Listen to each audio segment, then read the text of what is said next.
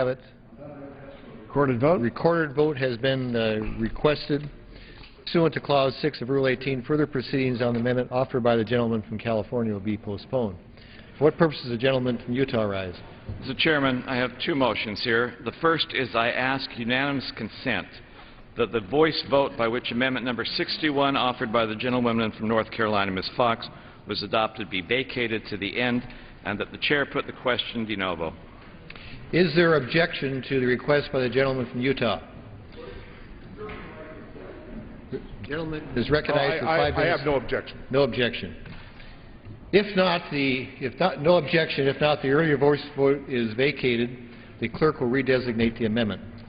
Amendment number 61, printed in the congressional record, offered by Ms. Fox of North Carolina. The question is on the adoption of the amendment. As many as are in favor will signify by saying aye. Aye. Those opposed say no. In the opinion of the Chair, the ayes have it. I ask for a recorded vote on this measure. The recorded vote is requested pursuant to Clause 6 of Rule 18. Further proceedings on the amendment offered by the gentlelady from North Carolina will be postponed.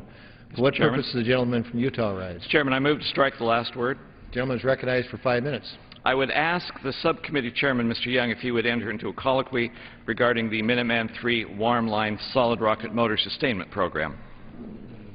The gentleman would yield. We'd be very happy to enter into a colloquy with the gentleman from Utah.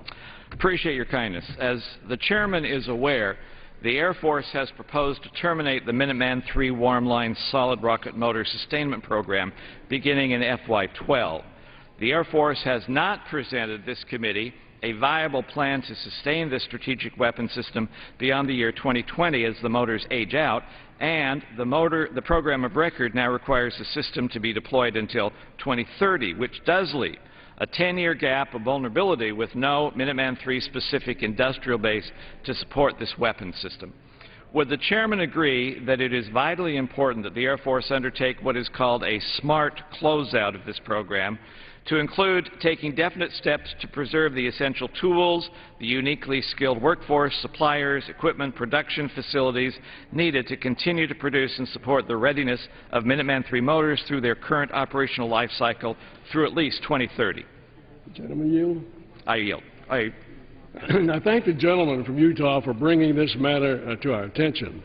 And we do share his concern for the solid rocket motor industrial base.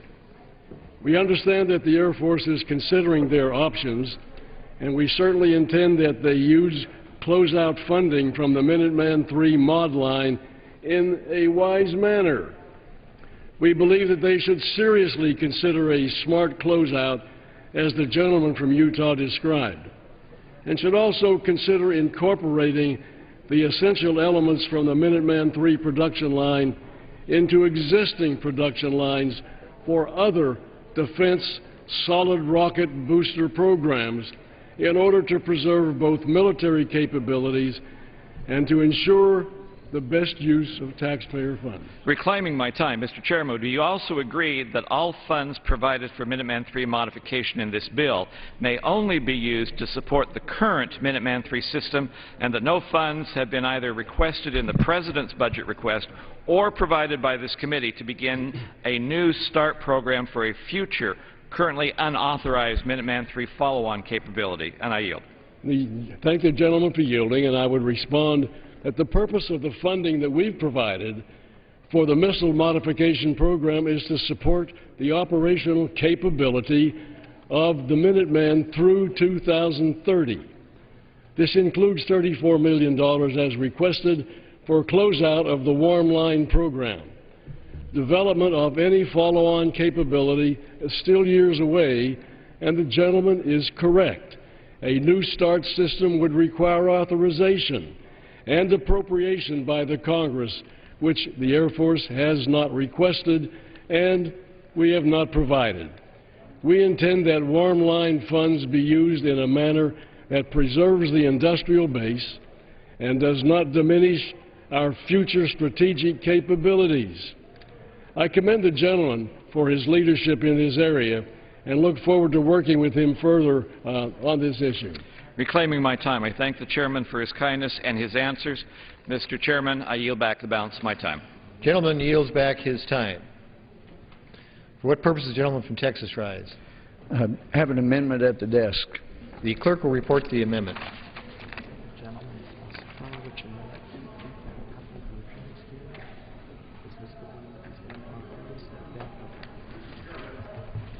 Mr. Chairman, I reserve a point of order on this amendment.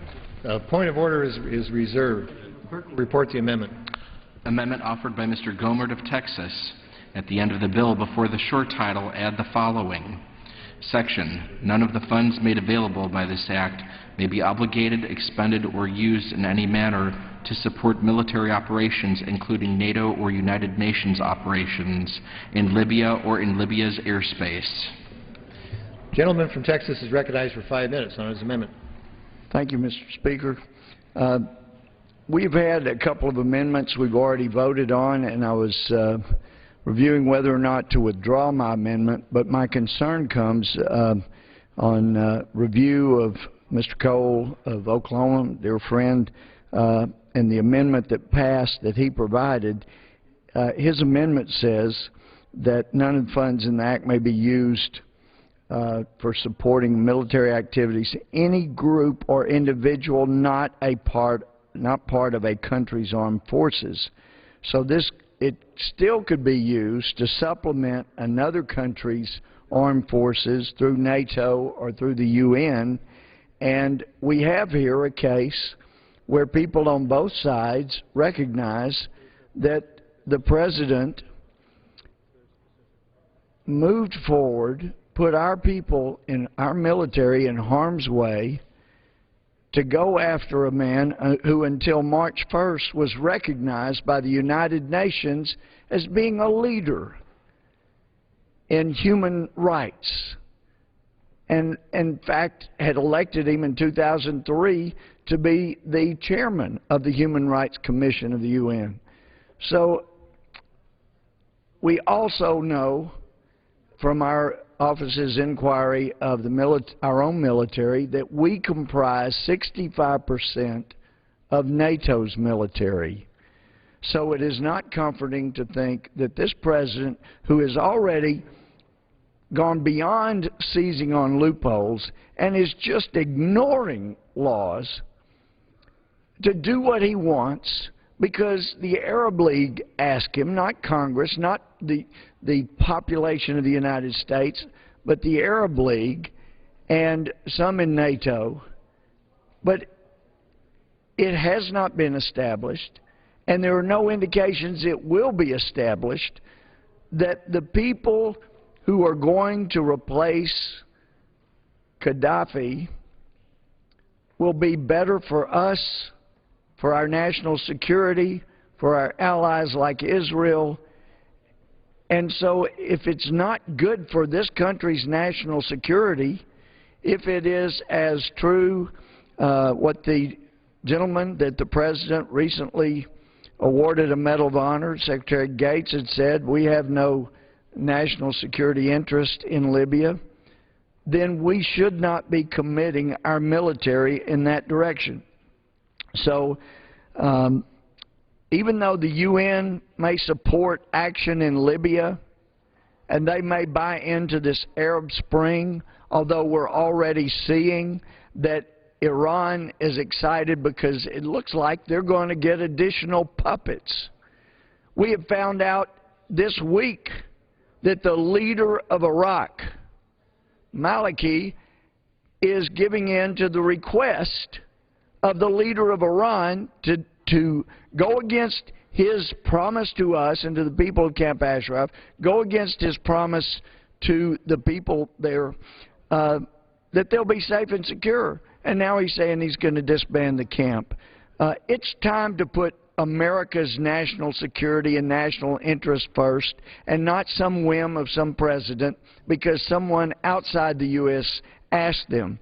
We know the Muslim Brotherhood, despite what some say, has been supporting terrorism. The evidence was clear in the Holy Land Foundation trial.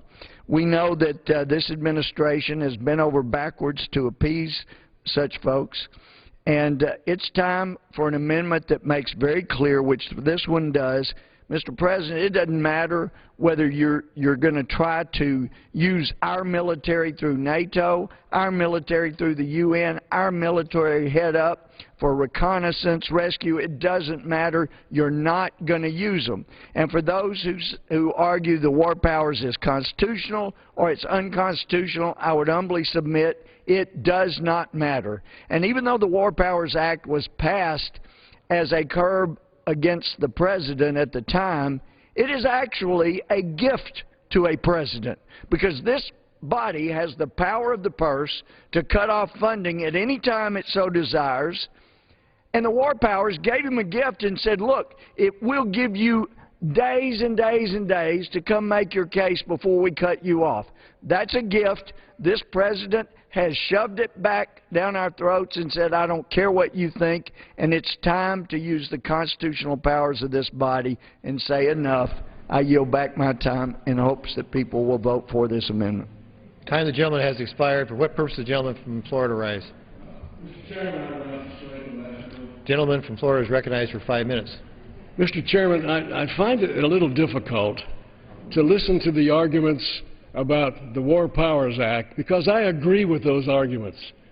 I agree that the President, first of all, I think in 1973 the Congress did give presidents a gift of power not intended by the Constitution.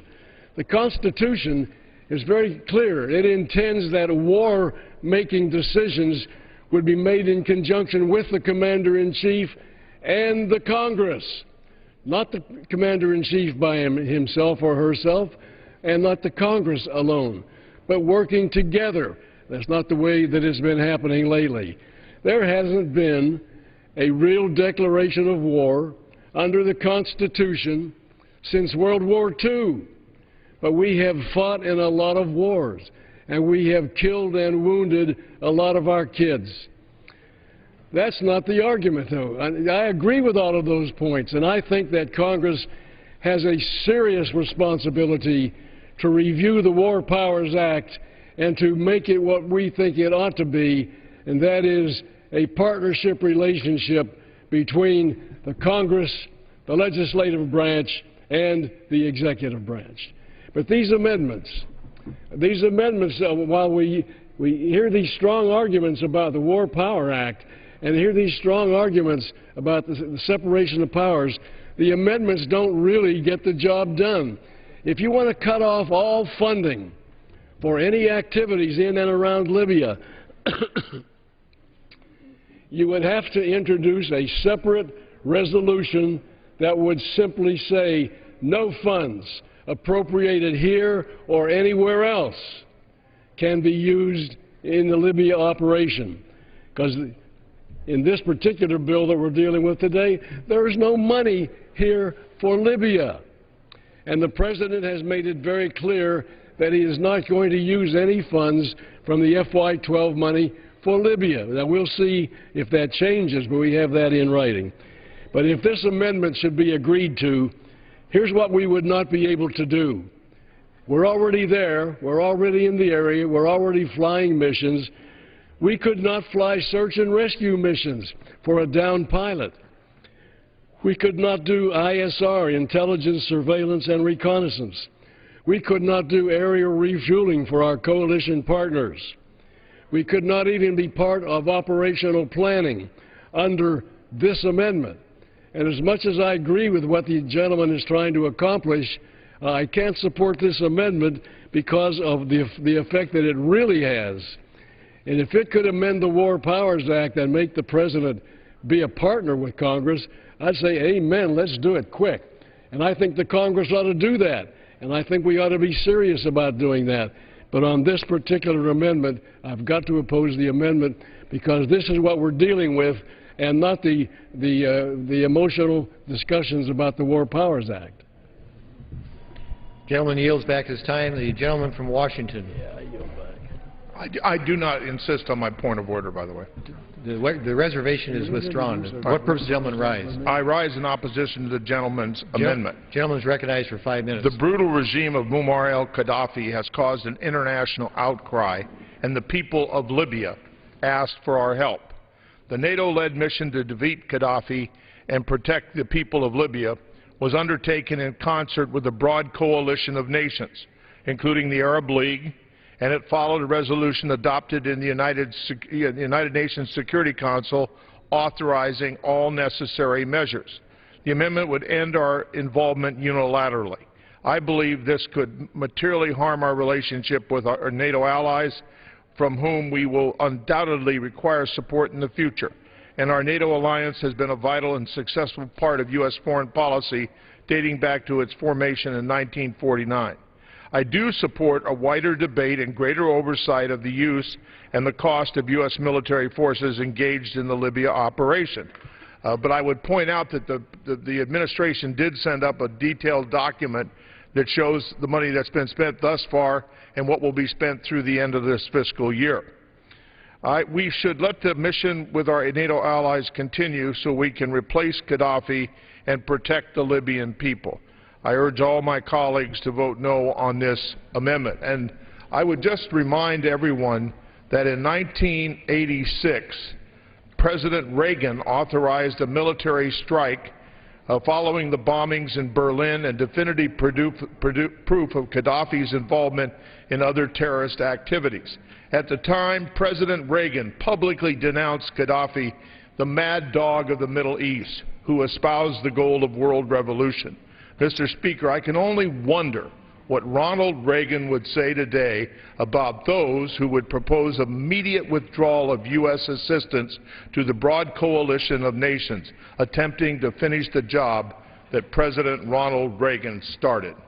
I yield back my time. Gentleman yields back his time. Is there further discussion? If not, the question is on the amendment offered by the gentleman from Texas, Mr. Gomer. As many as are in favor will signify by saying aye. Those opposed say no. Opinion of the chair, the noes have it. The noes have it. I would request a recorded vote. Recorded vote has been requested pursuant to Clause 6 of Rule 18. Further proceedings on the amendment offered by the gentleman from Texas will be postponed. For what purpose does the gentleman from New York rise? Mr. Chairman, I have an amendment to the desk. Clerk will report the amendment. Amendment offered by Mr. Engel of New York. At the end of the bill, before the short title, insert the following. Section. None of the funds made available by this act may be used by the Department of Defense to lease or purchase new light-duty vehicles for any executive fleet or for an agency's fleet inventory, except in accordance with Presidential Memorandum Federal Fleet Performance, dated May 24, 2011. Gentleman from New York is recognized for 5 minutes on his amendment. Thank you, Mr. Chairman. Mr. Chairman, on May 24th, President Obama issued a memorandum on federal fleet performance, which requires all new light-duty vehicles in the federal fleet to be alternate fuel vehicles, such as hybrid electric, natural gas, or biofuel, by December 31st, 2015. My amendment echoes the presidential memorandum by prohibiting funds in the Defense Appropriations Bill from being used to lease or purchase new light-duty vehicles, except in accord with the President's memorandum. I've introduced similar amendments to the Homeland Security Appropriations Bill and the Agriculture Appropriations Bill, and intend to do it with other appropriations bills. Both were accepted by the majority and passed by voice vote. Our transportation sector is by far the biggest reason we send $600 billion per year to hostile nations to pay for oil at ever-increasing costs. But America doesn't need to be dependent on foreign sources of oil for transportation fuel. Alternative technologies exist today that, when implemented broadly, will allow any alternative fuel to be used in America's automotive fleet. The federal government operates the largest fleet of light-duty vehicles in America. According to GSA, there are over 660,000 vehicles in the federal fleet, with almost 197,000 being used by the Department of Defense. By supporting a diverse array of vehicle technologies in our federal fleet, we'll encourage development of domestic energy resources, including biomass, natural gas, coal, agricultural waste, hydrogen, and renewable electricity. Expanding the role these energy sources play in our transportation economy will help break the leverage over Americans held by foreign government-controlled oil companies, and will increase our nation's domestic security and protect consumers from price spikes and shortages in the world oil markets. I ask my colleagues to support this amendment, as both sides of the aisle have done in previous bills. And I want to mention on a similar note, I've worked in a bipartisan fashion with my colleagues John Shimkus, Roscoe Bartlett, and Steve Israel to introduce the bipartisan Open Fuel Standard Act, H.R. 1687. Our bill would require 50% of new automobiles in 2014, 80% in 2016, and 95% in 2017 to be warranted to operate on non-petroleum fuels in addition to or instead of petroleum-based fuels.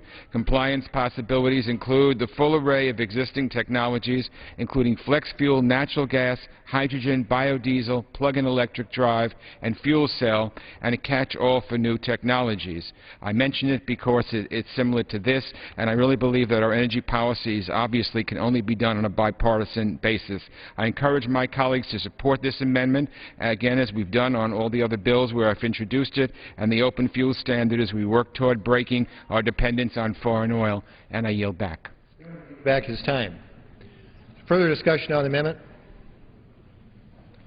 What purpose does the gentleman from Florida rise? Mr. Chairman, I move to strike the last word. The gentleman is recognized for 5 minutes. I think the gentleman's amendment is a good amendment, and I think we've seen this on other bills, and I'm happy to accept the amendment. I do yield. I appreciate the gentleman's willingness to accept the amendment, and I, too, think it's a good amendment, a good idea. So I yield back to the gentleman. I yield back. The gentleman yields back his time. Is there further discussion? If not, the question is on the amendment offered by the gentleman from New York. As many as are in favor will signify by saying aye. Those opposed say no. Opinion of the chair is the ayes have it. The ayes have it. The amendment is agreed to. For what purpose does the gentleman from Texas rise? Mr. Speaker, I have an amendment at the desk. The clerk will designate the amendment.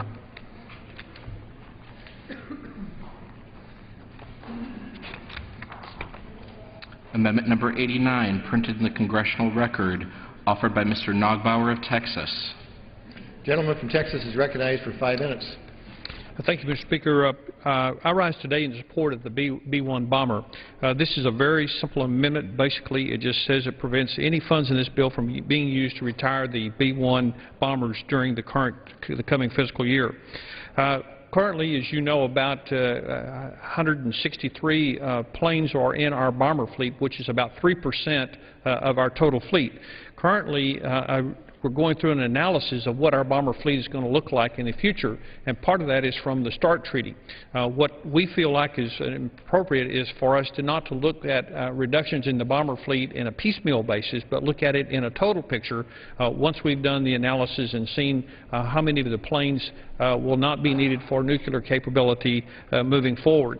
The B-1 is kind of an interesting plane. It's a lot of people doesn't get a lot of attention, but what it does is it works 24/7 and has in the theaters that we're involved in for a number of years. And in fact, it's been our #1 bomber of choice for a number of years, and until recently was the only bomber seeing active duty. I am pleased to be supported in this effort by Mr. Congressman Thornberry, who is Vice Chairman of the Armed Services Committee, as well as my colleague, Mr. Conaway. And at this time, I ask unanimous consent to enter Mr. Conaway's written statement. He had to go to another meeting and ask that it be made a part of this record. That request will be added to general leave.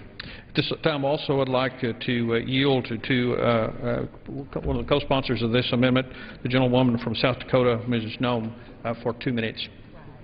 You can't yield time, but you can yield to the gentle lady. I will yield to the gentlewoman. Thank you, Mr. Chairman, and I thank the gentleman for yielding. Mr. Chair, I rise in strong support of this amendment that is offered from the gentleman from Texas. The B-1 bomber is the workhorse of our long-range bomber fleet and has been flying missions over Iraq and Afghanistan for nearly a decade. More importantly, the B-1 bomber from the 28th Bomb Wing at Ellsworth Air Force Base in my home state of South Dakota was just carried out airstrike operations in Libya. In just under 2 days, Ellsworth generated aircraft loaded with conventional weapons that were able to strike targets over halfway across the world. Regardless of what one thinks about our involvement in Libya, one thing that one cannot dispute is the B-1's capability to respond globally and its vital importance to our bomber fleet. Mr. Chair, with the next generation bomber development still a decade or more away, the administration's proposal to retire 6 B-1s is short-sighted and it's premature. What's more, it can't be reversed. Retired planes aren't mothballed and put away for a period of time. They're sent to the boneyard and they're used for parts. Mr. Chair, we propose that no B-1s be irreversibly retired this year because of questions regarding the future of our bomber force structure and the B-1's proven track record in theater as our workhorse.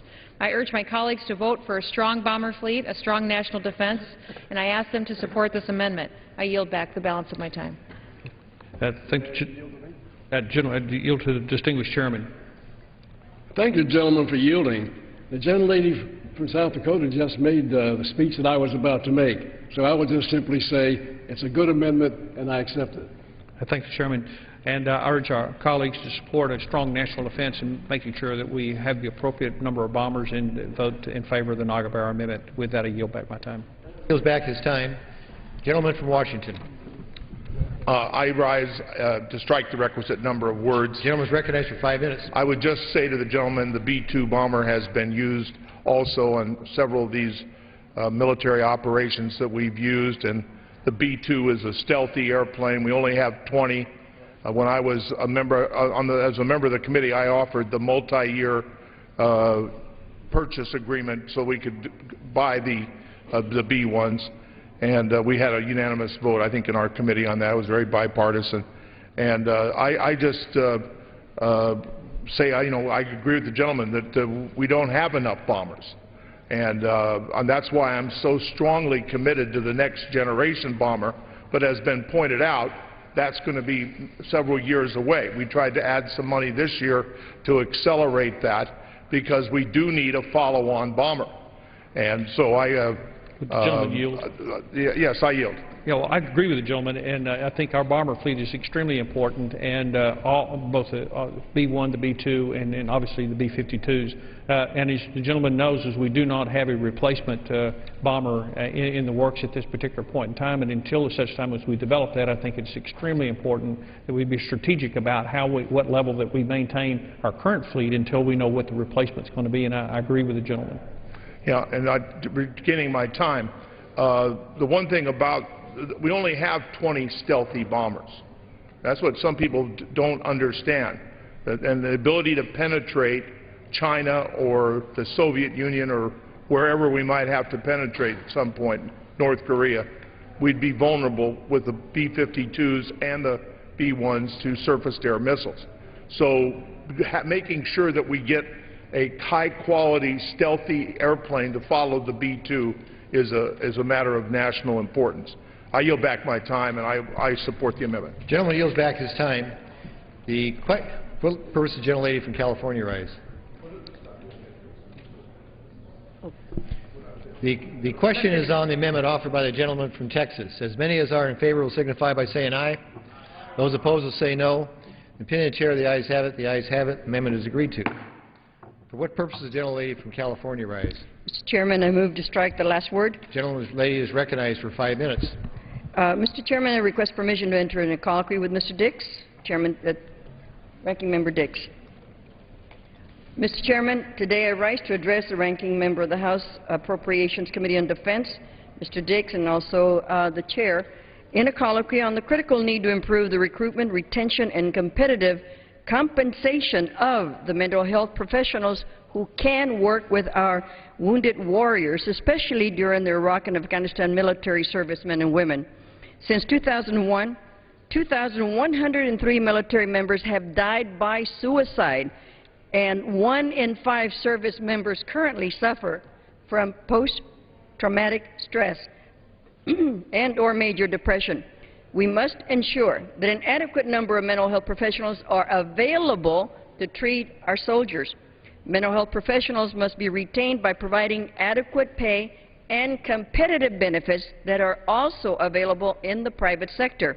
It is our duty and responsibility to our wounded warriors that we ensure their mental health services are secure and available when and where needed.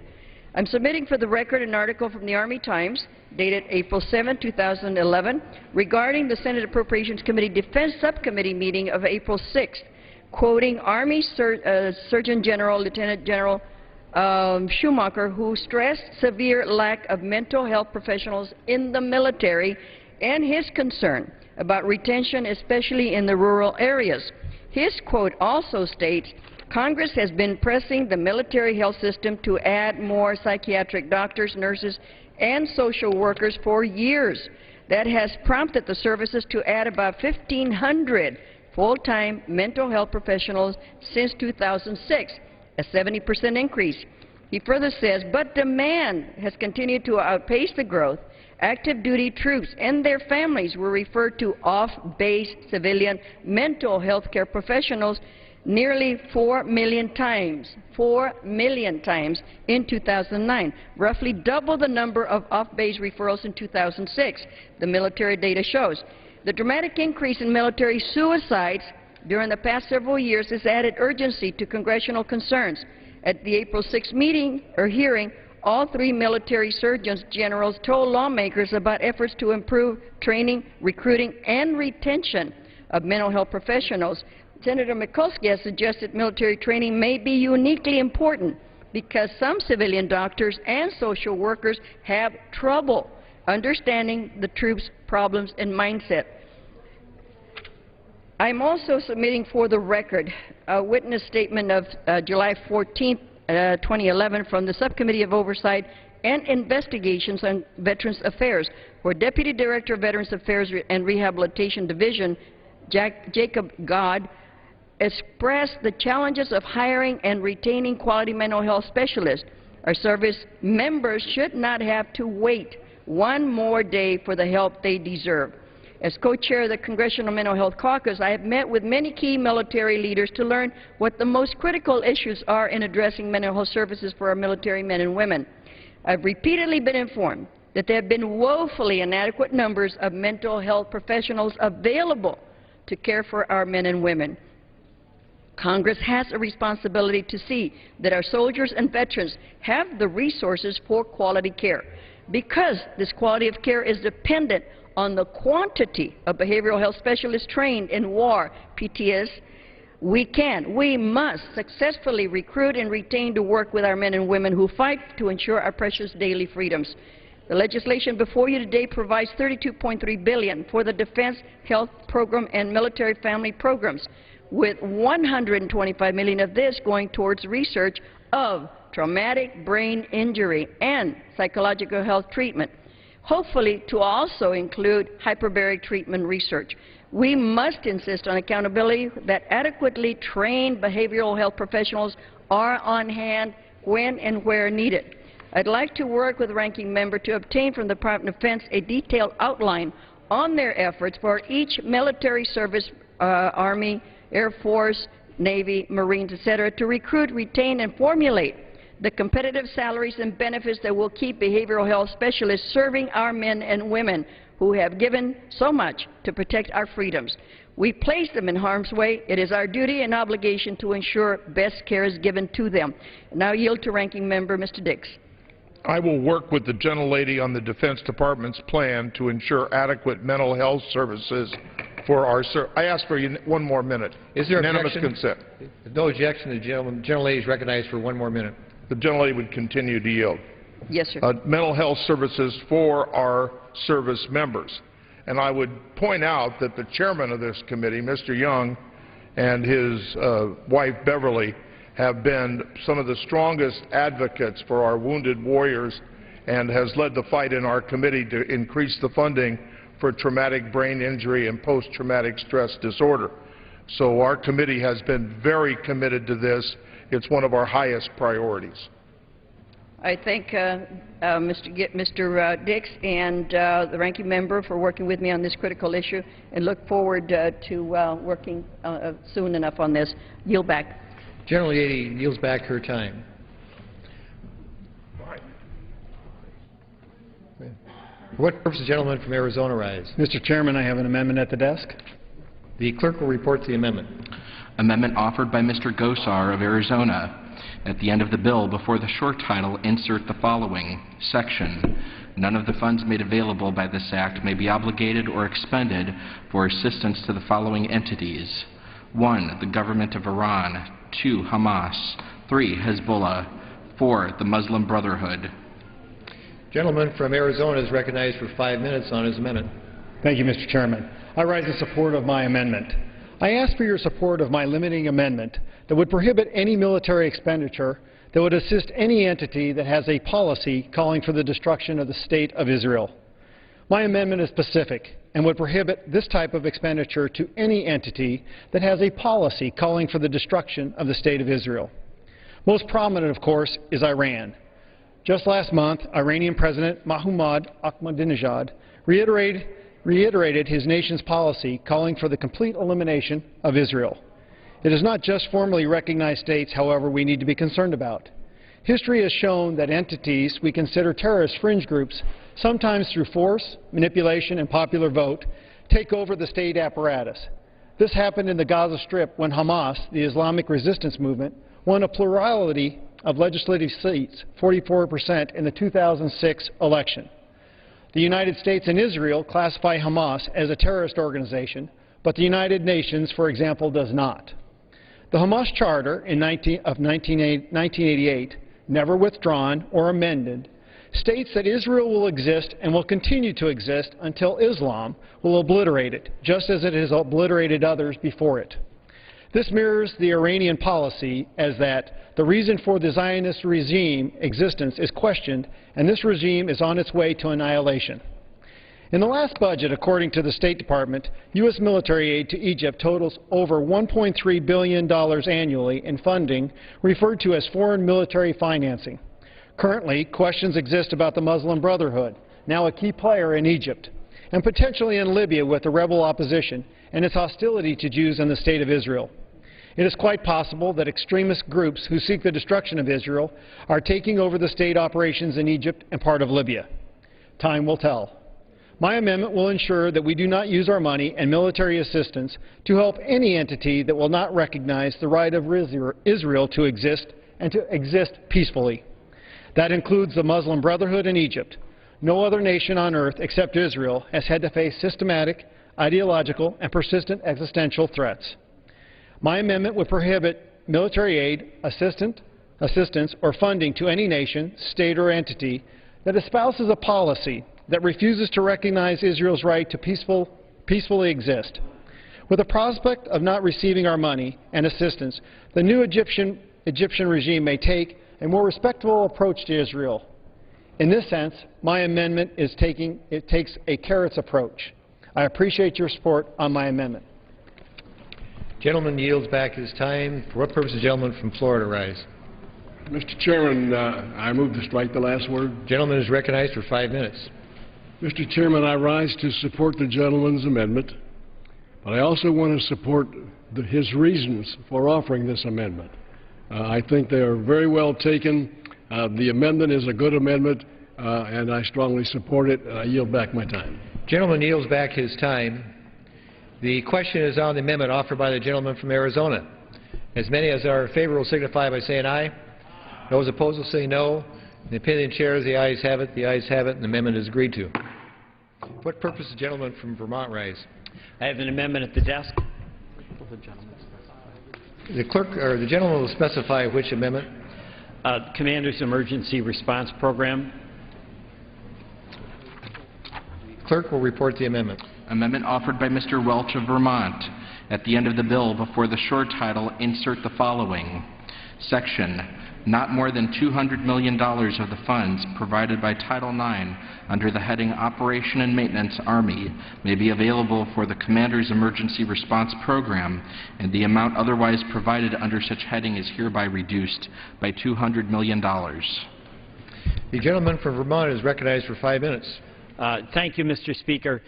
One of the major decisions that this Congress has to make, and for which we need a recommendation from the Appropriations Committee for the Defense Subcommittee, is whether nation building is a wise strategy, a sustainable strategy, and an affordable strategy, and an effective strategy in Afghanistan. We had a debate on that policy. There was a bipartisan vote, 204 members, suggesting it was time to call into question the wisdom, sustainability, and effectiveness of nation building.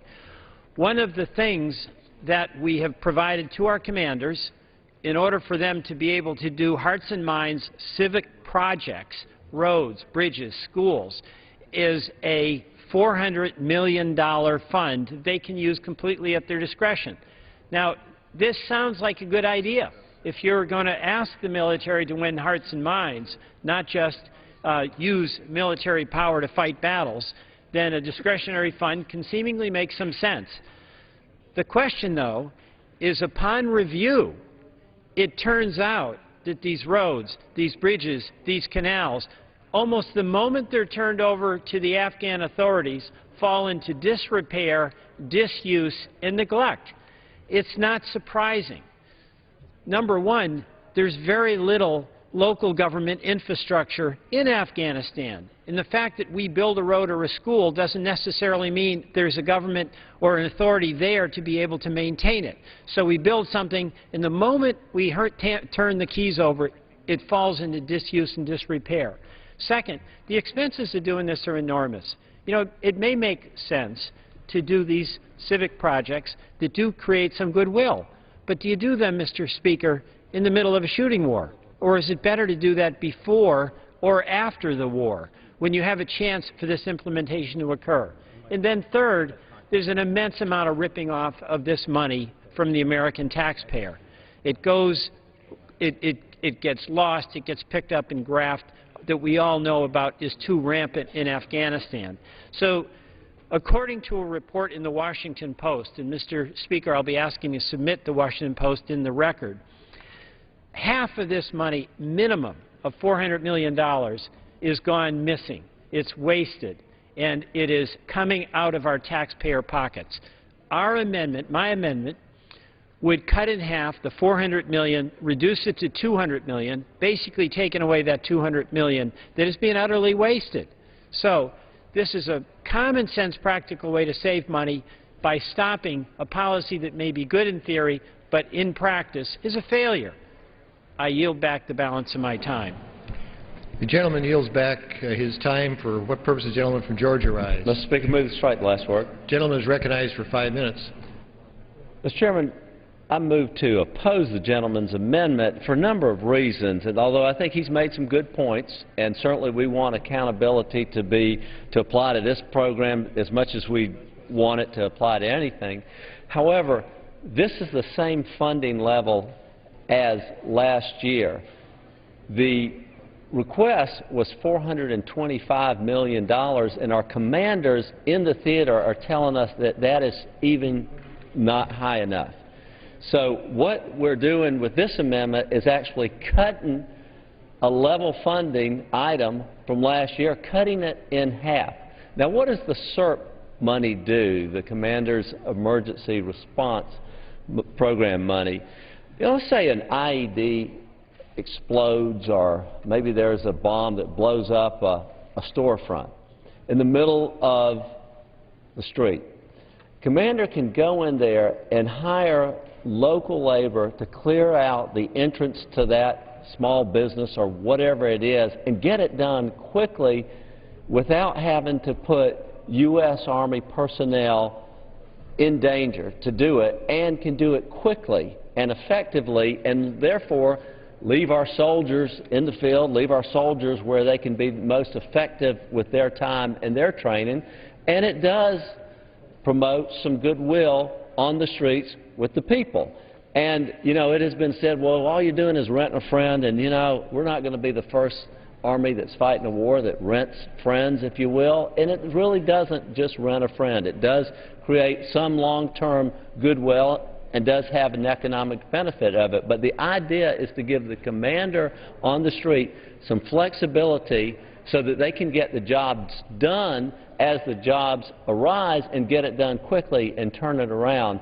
So CERP money actually has been an effective tool, and it's enormously popular with our commanders who are on the ground. And I believe one of the problems we have in Afghanistan, one of the problems we've always had, is that too many decisions are being made down the street at the Pentagon and not in Baghdad, not in Kabul, not in Kandahar, where the commanders are closest to the war front. So for these reasons, Mr. Chairman, I urge a no vote.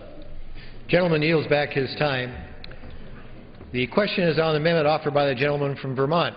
As many as are in favor will signify by saying aye. Aye. Those opposed will say no.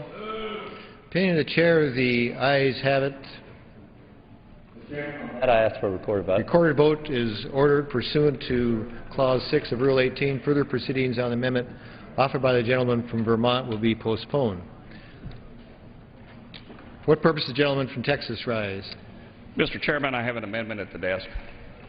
The clerk will designate the amendment.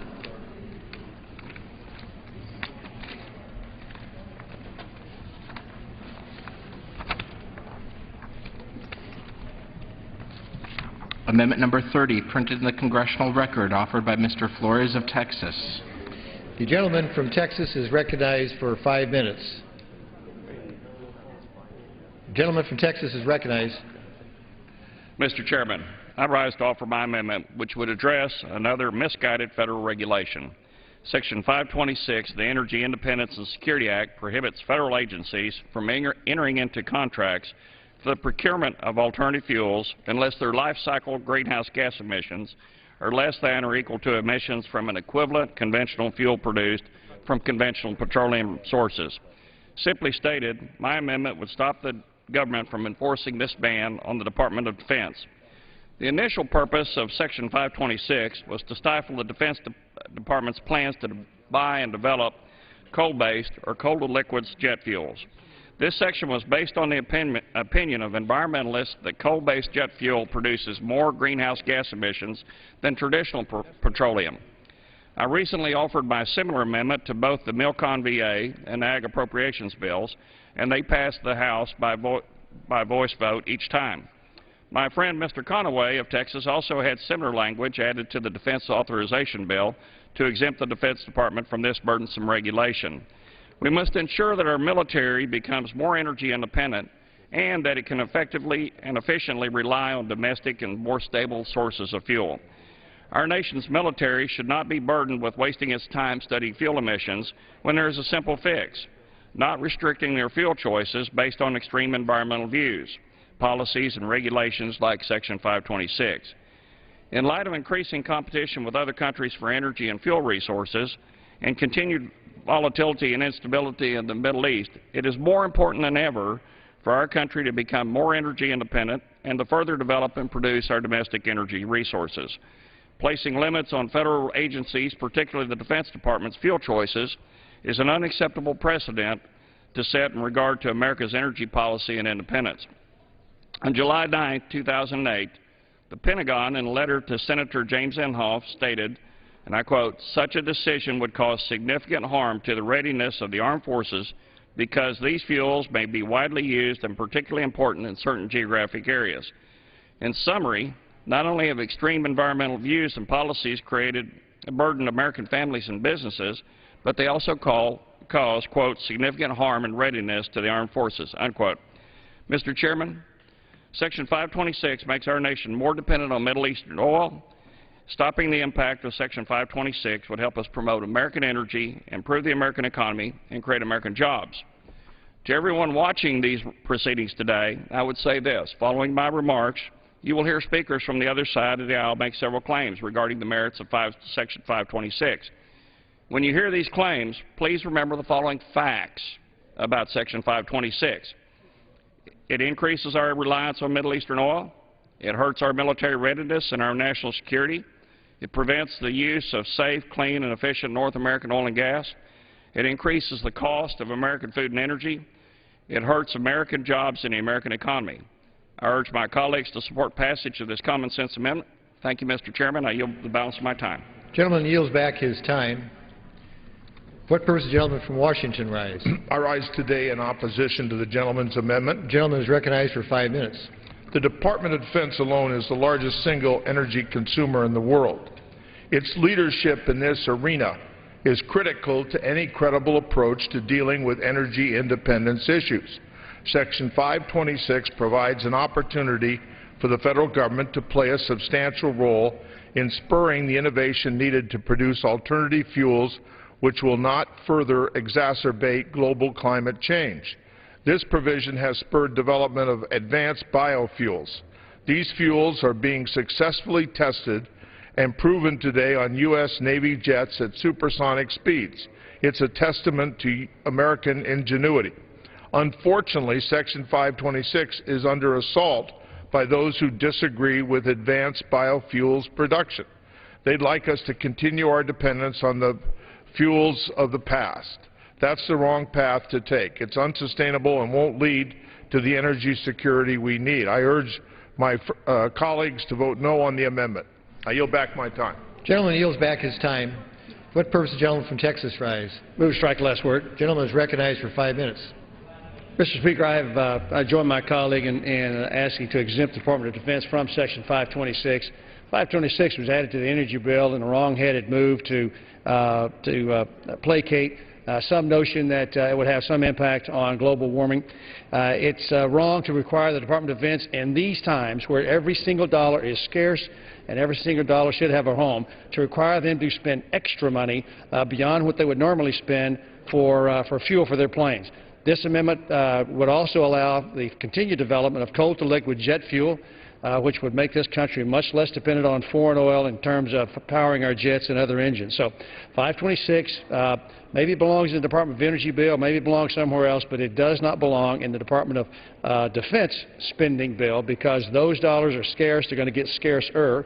And to require the Department of Defense to spend more money than they would have otherwise spent on energy under this wrong-headed notion, in my view, is just simply bad policy. So I rise in support of my colleague's amendment and urge the adoption of his amendment when it comes to vote. I yield back. Gentleman yields back his time. What purpose the gentleman from Georgia rise? Mr. Chairman, I seek to strike the last word. Gentleman is recognized for 5 minutes. Support the gentleman's amendment, but I do want to understand one thing in terms of what it does to the military's option of purchasing domestic or even North American fuel. And the reason why I say that is, as I understand, the Department of Defense has 3 strategies in terms of energy or using less energy. Then number 1 is to increase the fight, and 2, or along with that, increase the fight, decrease the fuel. Number 3 is increase the capacity. And then number 2, and I'm going in this order for a reason, is to increase the fuel options, the choices, to diversify the fuel sources. And it appears to me that 526 has inadvertently eliminated some of the options, and I'd like to yield to my friend as much time as he may consume to explain that a little bit further, particularly as it respects domestic energy sources.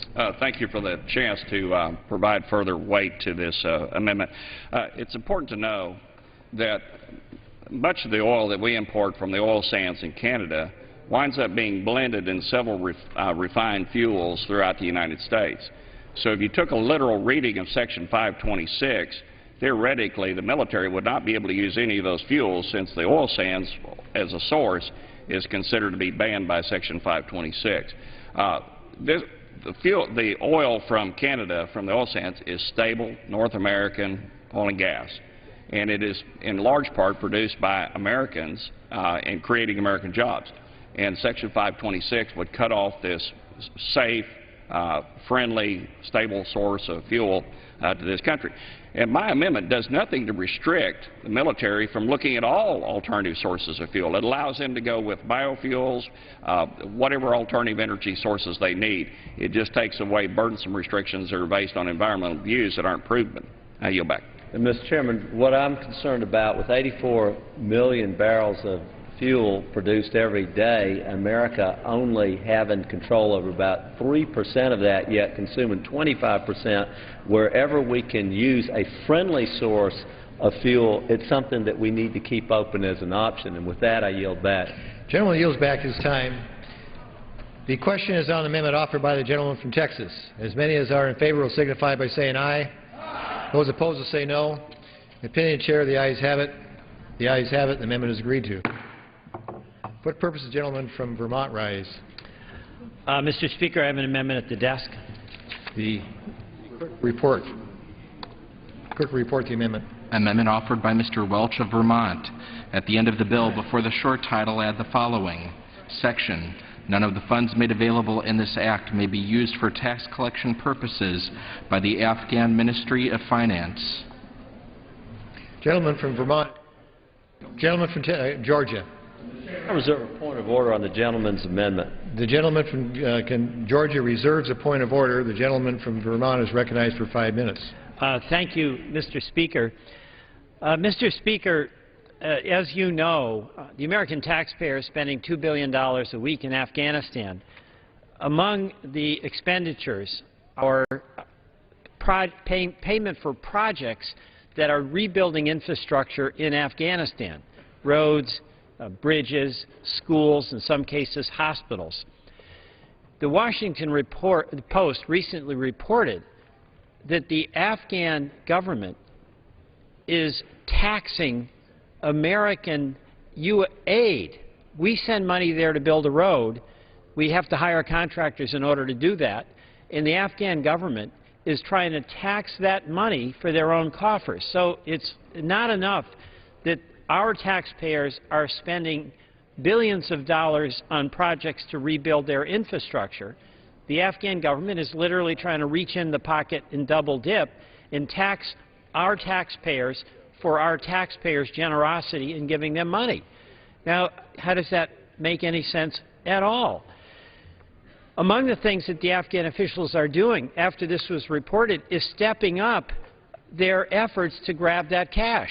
They're doing things like threatening to detain contractors. If they don't pay up, take money that's assigned to build that road and put that money in the Afghan coffers, the Afghan officials are threatening, Mr. Speaker, to detain our contractors. They're denying licenses to our contractors, again, in an effort to do what I could only call be a shakedown. Third, they're revoking visas for unpaid tax bills. We're spending a substantial amount of our money rebuilding their infrastructure. We should not be taxed, nor should we allow our taxpayers essentially to be stuck up by the Afghan officials. This amendment offered by my colleague from Washington, Ms. Herrera Butler, would end that practice. So we believe this is overdue. There should be no tolerance for this double-dipping by the Afghan government, and our amendment is an effort to crack down on that process. And I thank my colleague from Washington for joining me in the amendment. I yield back. The gentleman yields back his time. The gentleman from Georgia has Mr. Chairman, reserved the point of order. Mr. Chairman, and I'd like to speak on the point of order. The gentleman is recognized for 5 minutes on the point of order. Mr. Chairman, I make a point of order against the amendment because it proposes to change existing law and constitutes legislation on an appropriation bill and therefore violates Clause 2 of Rule 21 because it requires a new determination. Point of order. Does any member wish to be heard on the point of order? If not, the chair is prepared to rule. The chair finds that this amendment includes language requiring a new determination of the use of funds by a foreign government entity. The amendment, therefore, constitutes legislation in violation of Clause 2 of Rule 21. The point of order is sustained and the amendment is not in order. Gentlelady from Washington rise. Move to strike. Am I on? Move to strike the last word. Gentlelady is recognized for 5 minutes. Thank you, Mr. Chair, and thank you for your time. And we're working on making this amendment something that can be passed as a part of this bill. But I just wanted to speak in support of it and share part of the reason I'm very honored to be working with the gentleman from Vermont on this. Basically, we're in Afghanistan right now. Helping to rebuild, or in many cases build from scratch, infrastructure. And when we leave that country, and I do hope it'll be soon, we will leave that infrastructure behind. Power grids, water systems, trained law enforcement, and are the building blocks of a functioning society. And we will spend, or have spent, hundreds of millions, if not billions of dollars on improvements meant to better the lives of the people in Afghanistan. The reason I supported this amendment is we don't need to also be paying taxes to the Afghan government for the privilege of rebuilding that country. And that's why I co-sponsored the amendment. The Department of Defense funding should be focused on providing soldiers in training in the field and on the front lines with the tools they need to protect themselves and defend our country. This amendment would uphold, or as it was offered, as we attempted, would uphold existing law and clarify existing agreements between the U.S. and in Afghanistan prohibiting Afghanistan from taxing U.S. subcontractors doing work in Afghanistan. So this ban on levying taxes would also apply to all subcontractors that may not have direct contracts with Afghanistan.